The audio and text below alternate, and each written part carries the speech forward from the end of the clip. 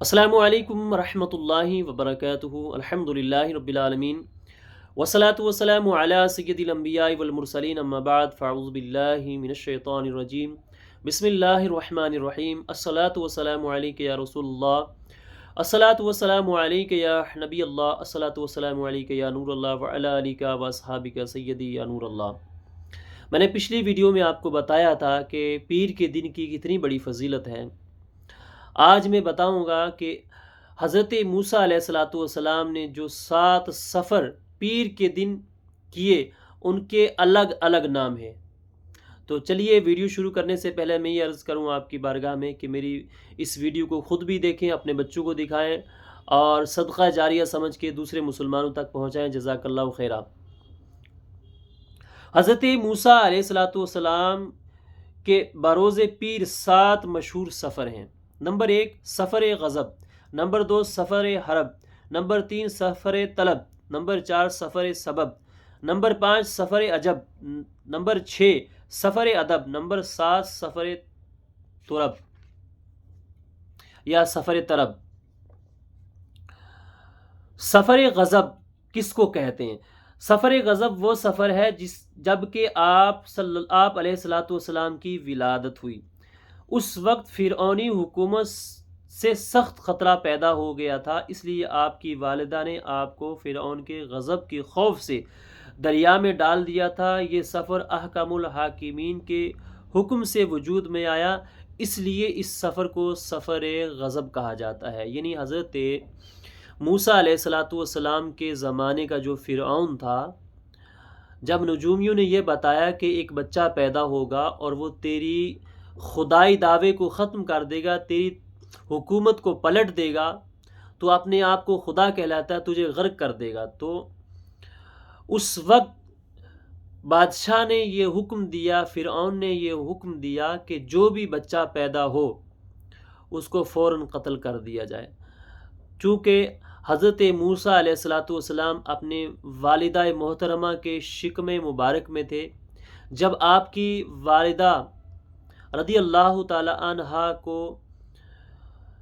اس چیز کا احساس ہوا کہ ولادت کا وقت قریب ہے، تو رب تبارک و تعالیٰ کے حکم سے جب آپ کی پیدائش ہوئی تو رب کے حکم سے آپ کو ایک صندوق میں رکھ کے دریا کے اندر ڈال دیا گیا، دریائے دجلہ کے اندر۔ اور جیسے قرآن میں ہے کہ ہم نے موسیٰ علیہ السلام کی ماں کو الہام فرمایا، یعنی الہام اور وحی میں فرق ہے۔ وحی انبیاء اور رسول پہ نازل ہوتی ہے، اور الہام نیک بندوں پہ، یعنی اللہ کے چاہے وہ نیک بندے ہوں یا وہ نیک بندیاں ہوں، یعنی رب تبارک و تعالیٰ جو ان کے دل میں بات القاء کرتا ہے، بات ڈالتا ہے، صحیح بات ڈالتا ہے نیک لوگوں کے دلوں میں، ولیوں کے دلوں میں، ولی چاہے وہ عورتیں ہوں چاہے وہ مرد ہوں، تو ان کو الہام کہا جاتا ہے۔ تو حضرت موسیٰ علیہ السلام کی والدہ محترمہ کے دل میں رب نے الہام ڈالا، یہ قرآن کی آیت کا ترجمہ ہے۔ پھر جب تجھے اس سے اندیشہ ہو تو اسے دریا میں ڈال دے، اور نہ ڈر اور نہ غم کر، بے شک ہم اسے تیری طرف پھیر لیں گے اور اسے رسول بنائیں گے۔ یعنی اللہ تبارک و تعالیٰ نے فرمایا کہ تم اس بچے کو، یعنی حضرت موسیٰ علیہ السلام کو دریا میں ڈال دینا، اور ہم تمہاری طرف اس کو پھیریں گے، یعنی بچہ یہ تمہیں لوٹا کے دیں گے اور ہم اسے اپنا رسول بنائیں گے۔ سبحان اللہ۔ رب تبارک و تعالیٰ نے حضرت موسیٰ علیہ السلام کی والدہ کو یہ تسلی دی۔ اب سفر حرب کیا ہے؟ جب آپ نے ایک قبطی کو اس کی گنڈا گردی کی بنا پر قتل کر دیا تو فرعونی ظالم حکومت کی طرف سے خطرہ پیدا ہو گیا۔ چنانچہ آپ نے مدین کا سفر اختیار فرمایا، جہاں حضرت شیس علیہ السلام تشریف رکھتے تھے۔ اس کو مدین ابن ابراہیم کہتے ہیں۔ یہ مصر سے 8 دن کی مسافت پر واقع ہے۔ شہر فرعون کے حدود سے باہر تھا۔ یہ سیدنا حضرت موسیٰ علیہ السلام نے اس کا راستہ بھی نہ دیکھا تھا، اور کوئی سواری بھی آپ کے پاس نہ تھی، نہ توشہ تھا، یعنی جو کھانے پینے کی چیزیں ہوتی ہیں وہ بھی حضرت موسیٰ علیہ السلام کے پاس نہ تھی، اور نہ کوئی ہمراہی تھا، نہ کوئی سفر میں دوست یار وہ بھی نہیں تھا۔ اور راہ میں درختوں کے پتوں اور زمین کے سبز گھاس کو کھا کر آپ نے گزارا کرتے رہے۔ یعنی آپ علیہ الصلاۃ والسلام نے جب مصر سے مدین کی طرف سفر فرمایا، نہ آپ کے ساتھ کوئی تھا، نہ آپ کے پاس کوئی سواری تھی، نہ کھانے کا انتظام تھا، نہ آپ کیا کوئی دوست یار آپ کے ساتھ تھا۔ آپ نے اکیلے سفر فرمایا، اور اس سفر کے دوران آپ نے گھاس اور پتے کھا کر وہ سفر کاٹا۔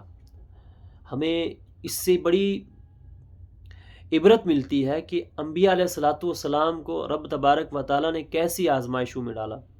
آج ہمارے پاس اگر ایک دن کام نہیں ملتا، یا ایک مہینہ کام نہیں ملے، کسی وجہ سے کاروبار ختم ہو جائے، جیسے ٹھنڈ آ جاتی ہے یا بہت زیادہ گرمی پڑنے لگتی ہے تو کاروبار پہ اثر پڑتا ہے، یا کوئی اور وجوہات ہو، یا کوئی بیماری پیدا ہو جائے جس کی وجہ سے ہمارے اوپر تنگی آ جائے، تو ہم رب تبارک و تعالیٰ سے ناشکری کرتے ہیں۔ انبیاء علیہ الصلاۃ والسلام کی زندگیوں کو آپ دیکھیں کہ انبیاء علیہ الصلاۃ والسلام کو اللہ تبارک و تعالیٰ نے کیسے مشقت میں ڈالا، اور رب تبارک و تعالیٰ جس بندے سے محبت فرماتا ہے اس کو مشقت میں ڈال دیتا ہے، اسے پریشانیوں میں ڈال دیتا ہے۔ اس کا یہ مطلب ہرگز نہیں ہے کہ جو شخص اچھا کھا رہا ہے، اچھا پہن رہا ہے، اچھی ڈیل ڈول والا ہے، بہت خوبصورت ہے، کھا کھا کے گال لال ہو چکے ہیں، اس کے چہرہ سرخ ہو چکا ہے، آنکھیں گلابی ہیں، ہونٹ گلابی ہیں، تو وہ اللہ کا نیک بندہ ہے، ایسا کوئی ضروری نہیں ہے۔ یہ ہمارا آج ہندو پاکستان میں یہ بات بن چکی ہے کہ جس کے لال لال گال ہوں گے، جو خوبصورت دکھ رہا ہوگا، جس کے آگے پیچھے لوگ چل رہے ہوں، 10 20 50 لوگ آگے پیچھے گھوم رہے ہوں، بڑی بڑی کاروں میں گھومیں، لوگ اس کے ہاتھ چومیں، اور وہ دھاڑ دھاڑ کے لوگوں کو ڈانٹے پھٹکارے، وہ اللہ کا ولی ہے۔ ہم نے کیا سمجھ رکھا ہے؟ تو اگر ہمارے نزدیک ولایت اس چیز کا نام ہے کہ جو خوبصورت ہو، جو کالا نہ ہو، جو چھوٹا قد نہ ہو، جس کی آنکھیں چھوٹی چھوٹی نہ ہو، وہ اللہ کا ولی ہو سکتا ہے، تو میرے بھائیوں، اس دنیا میں کالے لوگ بھی رہتے ہیں، چھوٹے قد والے بھی رہتے ہیں۔ اس دنیا میں کسی کا ایک ہاتھ نہیں تو کسی کا پیر نہیں، کسی کے دونوں پیر نہیں، کسی کی دونوں آنکھیں نہیں، کسی کی ناک کٹی ہوئی، کسی کی آنکھیں نہیں، کسی کے کان کٹے ہوئے، تو کیا اللہ تبارک و تعالیٰ ایسے لوگوں کو اپنا دوست نہیں بناتا؟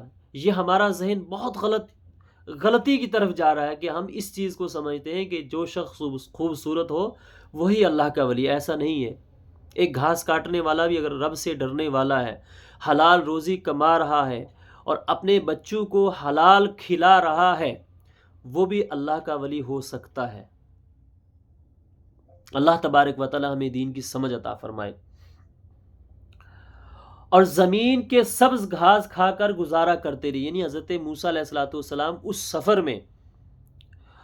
سفر حرب میں گھاس کھا کے، پتے کھا کے آپ گزارا کرتے رہے۔ سبحان اللہ، کتنے جلیل القدر نبی ہیں، اولو العزم نبی ہیں۔ اور اللہ تبارک و تعالیٰ نے ایک فرشتہ بھیجا جو آپ کو مدین تک لے گیا۔ اللہ تبارک و تعالیٰ نے اسی سفر کے متعلق قرآن میں بھی ذکر فرمایا۔ تو یہاں سے یہ پتہ چلتا ہے کہ حضرت موسیٰ علیہ الصلوۃ والسلام جب سفر کے لیے نکلے، آپ اکیلے تھے، آپ کے پاس کھانے کا انتظام نہیں تھا، پینے کا انتظام نہیں تھا، کوئی ساتھی نہیں تھا، کوئی راہ بتانے والا نہیں تھا کہ مجھے کس طرف جانا ہے۔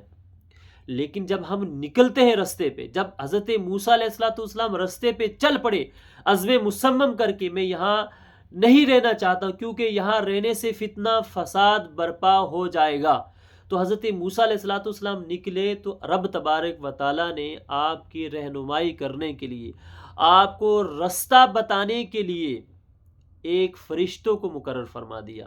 اب یہاں سے یہ بات بھی پتہ چلتی ہے کہ بعض لوگ یہ ہوتے ہیں کہ ہر چیز میں روحانیت ڈھونڈتے ہیں، ظاہری چیزوں کو کچھ اہمیت دیتے ہی نہیں، ظاہری اسباب کو کچھ اہمیت دیتے ہی نہیں۔ جیسے سے ان سے پوچھا جائے آپ کام کیا کرتے ہیں، کچھ نہیں کرتے، کھاتے کہاں سے، بس اللہ کھلا دیتا ہے۔ آپ کا کوئی کاروبار نہیں، آپ کے بچے کہاں سے کھاتے ہیں، آپ کے بچوں کی پڑھائی کی فیس کہاں سے جا رہی ہے، بس وہ یہ کہتے ہیں اللہ کرا دیتا ہے۔ تو اس کے تعلق سے میں ایک چھوٹا سا واقعہ عرض کروں۔ حضرت امیر المومنین حضرت عمر فاروق رضی اللہ تعالیٰ عنہ نے ایک شخص سے ملاقات کی، اور آپ رضی اللہ تعالیٰ عنہ نے اس شخص سے پوچھا کہ تم کیا کام کرتے ہو؟ اس نے کہا، وہ بہت نمازیں پڑھ رہا تھا، بہت متقی پرہیزگار تھا۔ تو آپ نے پوچھا کہ آپ کیا کام کرتے ہو؟ کہ سرکار میں ہفتے میں 1-2 دن کام کر لیتا ہوں، اسی سے پورے ہفتے یا 5-10 دن اور بڑھا کے بتائے اس نے گزارا کر لیتا ہوں۔ یا پھر یہ فرمایا کہ اس شخص نے یہ کہا کہ رب مجھے دے دیتا ہے، کوئی دے دیتا ہے بندہ، میں کھا لیتا ہوں، ورنہ رب کا شکر ادا کر کے اس کی عبادت کرتا رہتا ہوں۔ تو پتہ ہے کہ حضرت عمر فاروق رضی اللہ تعالیٰ عنہ نے کتنا بہترین جواب دیا۔ آپ نے فرمایا، اے وہ شخص، اللہ نے تجھے اشرف المخلوقات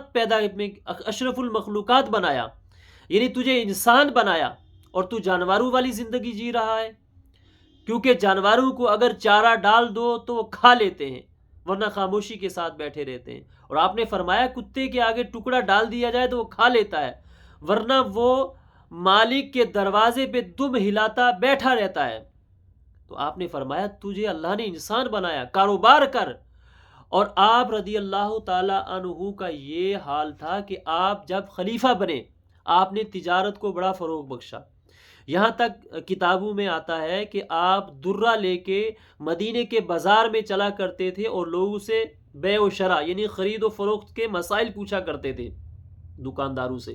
تو جس دکاندار کو خرید و فروخت کے مسائل نہیں آتے، پہلے آپ اس کو تنبیہ کرتے کہ بھائی پہلے تو یہ مسائل سیکھ لے، لیکن اگر وہ سیکھتا نہیں تو آپ اس کو یہ سزا دیتے کہ اس کی دکان بند کروا دیتے۔ تو یہاں سے یہ پتہ چلتا ہے کہ ہمیں ظاہری اسباب بھی اپنانے چاہیے، ہر چیز میں روحانیت نہیں ڈھونڈنی چاہیے، ہر چیز میں روحانیت نہیں ڈھونڈنی چاہیے۔ اب ہمارے پیٹ میں درد ہو رہا ہے، ہم استخارہ کرنے بیٹھ جائیں گے، بتاؤ جی مولانا صاحب، بتاؤ حضرت، بتاؤ پیر صاحب کہ ہمارے پیٹ میں کیوں درد ہو رہا ہے، استخارہ کر کے بتاؤ، پھال کھول کے بتاؤ۔ ارے اللہ کے بندو، پیٹ کے درد کی دوائی کھائیں۔ اللہ نے اسباب پیدا کر رکھی، دنیا اسباب سے چلتی ہے۔ اللہ تبارک و تعالیٰ کا جو بندہ اسباب سے چلتا ہے، رب اس سے محبت فرماتا ہے۔ ہم نے دین کو مذاق بنا رکھا ہے، ہم نے اس چیز کا روحانیت کا نام دے دیا، نماز پڑھیں، روزہ رکھیں، ہر وقت تسبیح پڑھتے رہیں، نہ کاروبار دیکھیں، نہ اپنے بال بچوں کو دیکھیں، بس روحانیت پہ اس کا استخارہ کر لیا، یہ تسبیح پڑھ لی، وہ تسبیح پڑھ لی۔ اس چیز کا روحانیت سے کوئی تعلق نہیں۔ بتائیں صحابہ کرام نے کیا تجارتیں نہیں کی؟ اولیاء کاملین نے کیا تجارتیں نہیں کی؟ جن امام کی ہم تقلید کرتے ہیں، حضرت امام اعظم ابو حنیفہ علیہ رحمت و رضوان، آپ کا کاروبار کپڑے کا کاروبار تھا، وہ بہت بڑے لیول پر تھا۔ تو یہاں سے ہمیں پتہ چلتا ہے کہ کاروبار کو فروغ دینا چاہیے۔ مسلمان قوم کا تبھی ترقی کر سکتی ہے جب کاروبار کو فوکس کرے گی، کاروبار بڑھائے گی، اپنے آپ کو ہنرمند بنائے گی۔ اور اس سے یہ بات پتہ چلی کہ حضرت موسیٰ علیہ السلام کو اس سفر کی رہنمائی کرنے کے لیے اللہ نے فرشتہ بھیجا۔ اللہ تبارک و تعالیٰ چاہتا حضرت موسیٰ نبی بھی ہیں اور رسول بھی ہیں، کیونکہ رسول کا مرتبہ نبی سے اعلیٰ ہوتا ہے، بلند ہوتا ہے، بڑا ہوتا ہے۔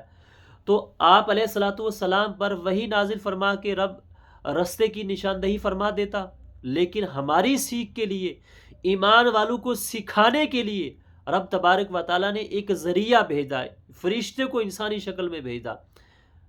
تو یہاں سے پتہ چلتا ہے یہ دنیا ذریعے سے چلتی ہے، وسائل سے چلتی ہے۔ اگر رب چاہتا تو حضرت موسیٰ علیہ السلام کو وہی فرما دیتا کہ اے میرے کلیم، ادھر سے ادھر جانا ہے، اس سے وہاں جانا ہے، وہاں پڑاؤ ڈالنا ہے، وہاں نماز پڑھنی ہے، وہاں کھانے کا تمہیں ملے گا، لیکن نہیں، فرشتے کو بھیجا رہنمائی کرنے کے لیے۔ یہ ہمارے لیے سوچنے کی بات ہے۔ اللہ تبارک و تعالیٰ ہمیں دین کی سمجھ عطا فرمائے۔ اب میں انشاءاللہ الکریم اگلی ویڈیو میں آپ کو جو اور سفر حضرت موسیٰ علیہ السلام نے فرمائے اس کے بارے میں بتاؤں گا۔ جب تک مجھے اجازت دیجیے، اللہ تبارک و تعالی ہمیں اور آپ کو دونوں جہان کی بھلائیاں نصیب فرمائے۔ استغفر اللہ ربی من کل ذنب و اتوب الیہ۔ السلام علیکم ورحمۃ اللہ وبرکاتہ۔